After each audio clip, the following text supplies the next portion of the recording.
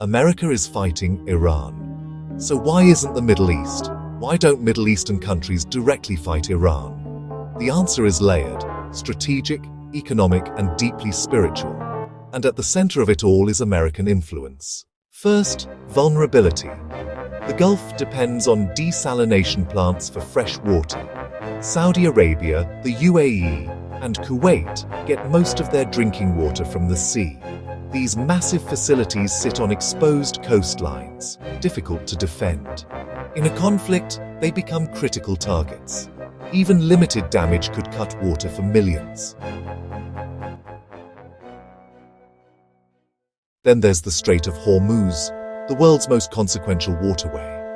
At its narrowest, it's just 21 miles wide. Normally, 20 million barrels of oil pass through daily, nearly 1/5 of global supply. But today the strait is paralyzed. Since February 2026, vessel traffic has dropped by over 95%.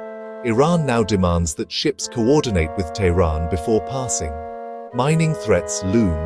Oil prices have surged past $100 a barrel. Energy infrastructure is another concern. Oil terminals and pipelines sit within range of Iranian missiles. The 2019 attacks on Saudi facilities showed how quickly production can be disrupted. Then there's urban concentration. Major Gulf cities rely on imported food, desalinated water, and continuous electricity.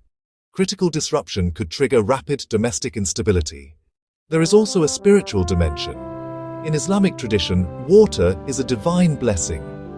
We made from water every living thing.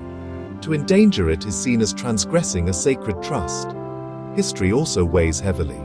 The Iran-Iraq War of the 1980s lasted 8 years, ended in stalemate, and claimed hundreds of thousands of lives, a reminder that direct conflict brings only devastation. Beyond these risks, Iran fights through proxies. Hezbollah, Iraqi militias, the Houthis in Yemen. Confronting Iran means fighting not one army, but a network across multiple fronts. But perhaps the most critical factor is the American security umbrella. For decades, Gulf states have relied on the United States to guarantee their defense. The US Fifth Fleet is based in Bahrain. American power has traditionally guaranteed safe passage through the Strait of Hormuz. Yet today, with traffic down 95%, that guarantee is no longer holding. But that relationship is shifting. Washington has grown reluctant to engage in new Middle Eastern wars. Regional powers watched earlier US withdrawals, and now, amid the current crisis, find themselves questioning whether Washington can still be relied upon to respond decisively to Iranian aggression. This uncertainty has pushed Gulf states to diversify their security arrangements. Some have normalized relations with Israel.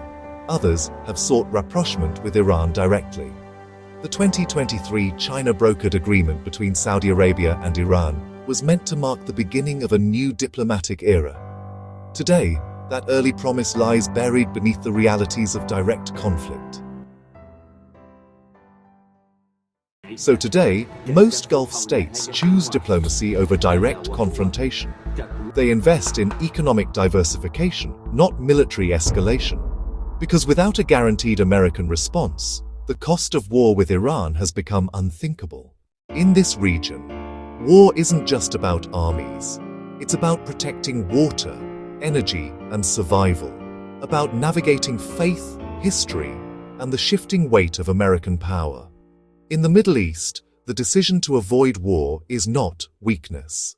It is the wisdom of knowing what is too precious to risk and who can no longer be counted on to protect it.